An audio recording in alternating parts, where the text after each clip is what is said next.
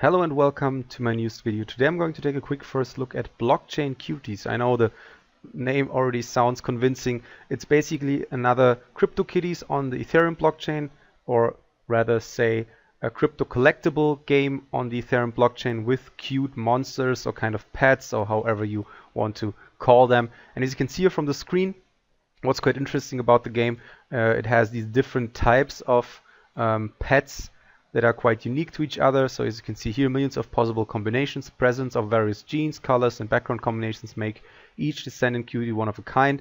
You can even start a highborn bloodline if you're lucky, so you kind of have this breeding mechanic as well that kind of sets up these different features of how your pets are going to look like later down the line based on the genes, the colors, the facial hair and whatever it is, and the color of the eyes and so on and so on. So they make up for a decent uniqueness. You can breed, collect, and level up and gear up, so you can actually equip them with some kind of gears. Maybe they will also have stats, because there will also be a versus mechanic, so you have the ability to fight or battle with other players that also own these blockchain cuties, or however they are called. Blockchain Cuties features a competitive multiplayer mode with roll the dice battles in different geographical locations.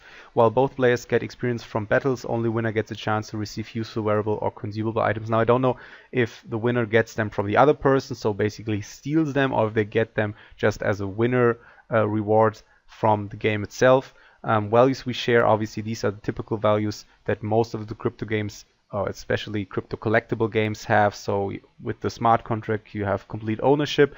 Every single cutie you own in the game 100% belongs to you, which is actually a really important point, because I recently actually put up some old, well, comparatively old, they're still from like 2 to 3 months ago, but obviously the crypto gaming space that it moves, or cryptocurrency space moves so quickly that you can already consider that old.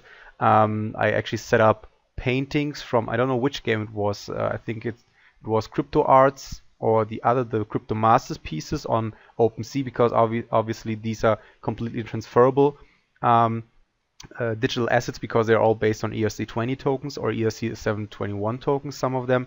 I was actually able to sell it for a higher price than I originally got it, even though the game itself was dead around, I think, 3 or 2 months, and hasn't had any kind of activity. It still got sold on OpenSea as a digital asset trade platform, which is quite important, again coming back to blockchain cuties, because obviously if you don't really know if the game will have some sort of activity, even though you buy if you buy these cuties, you might still have a chance to sell them later down the line on OpenSea or Rarebits. Rarebits actually just recently got a decent angel investor involved. I think around $3 million were invested into Rarebits as a digital asset trade platform, which is really nice. So you can already see that the space is growing and becoming more professional.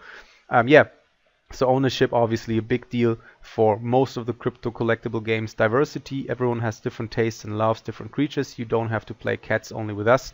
We have the most diverse choice of cuties. Well, that's debatable. Obviously there are a few other games that also have a lot of unique creatures. They provide us digital assets. Opportunities to improve, so you have the ability, as I said before, to level up your creatures or your cuties. All assets are useful. Every cutie can gain experience, level up, and use items, which is also quite interesting if you think about, again, the point that all of these digital assets are based on ERC20 tokens. So the moment you level them up, you kind of increase the value of the investment you make with your Ethereum as well. So obviously if you buy it for a lower price, you invest in it and level it up, maybe you can sell it for a much higher price, either on their own marketplace on blockchaincuties.co, or you can sell it on, again, OpenSea or Rarebits, on any other external platform.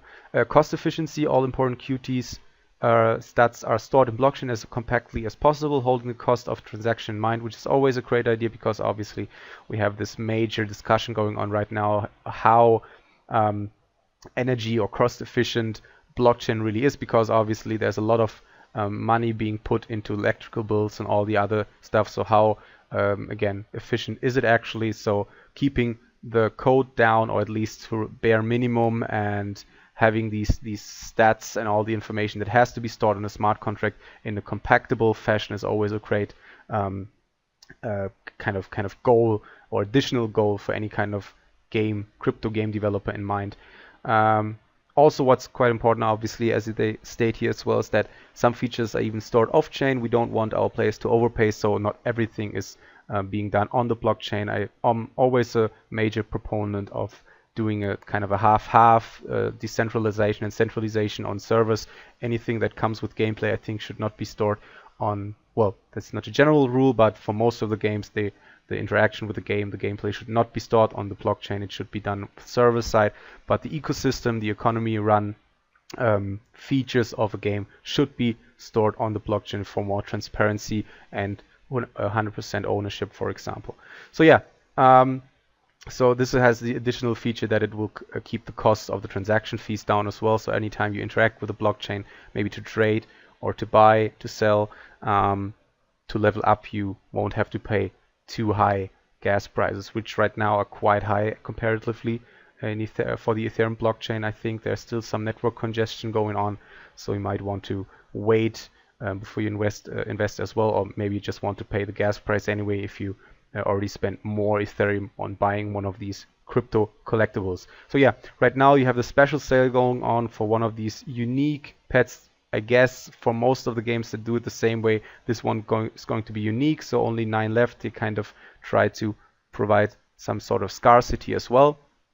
2% power bonus for being unique, 250% increased drop chance from adventures, plus 3% bonus to dice roll when PvP occurs, and so on and so on. So 250 increased drop chance from adventures is also quite interesting because it kind of points towards there will be some sort of adventures, I think. Join the adventures, so it won't be just battling. You'll also have, you actually have to sign in. Okay, let me just do that really quick. Actually have to sign in as well. Does it already tell me about the adventures? No, it doesn't. But as you can see here, so you have these different kind of browser game setup type areas. So you have the snowy mountain, you have the magical forest, this desert, and you have these different levels that you need as a requirement for your blockchain cuties to enter, I guess, and you have the time it takes for your blockchain cutie to come back and reap the rewards for you, basically. That's how far as I understand it. You also have a special sale, as I said before. The marketplace right now is also already in place, so you can see for what price and which blockchain cuties other players that are already in the game sell or trade their assets for. Also quite nice to get a good feeling for the game, because as I always say, please don't take this video as pure financial advice. Please do your own research on this game. Look through these different sections of the game. Look through maybe there's a team page as well. I haven't found it yet, as this is just a first look video, just to get a good understanding of if you want to invest with your own Ethereum or not. And as always, please only invest as much Ethereum as you can afford to lose. And other than that, check it out yourself. I'm going to post a link to blockchaincuties.co in the video description, and maybe I'm also going to find, I think I'm going to post a Telegram, maybe. How many people? 100 people already, which is a little bit of a basis at least to grow the community. So I'm going to post a link to that in the video description as well, so you can talk to the developers and talk to the community. Yeah, other than that, hope you liked the video, and I'll see you next time. Bye.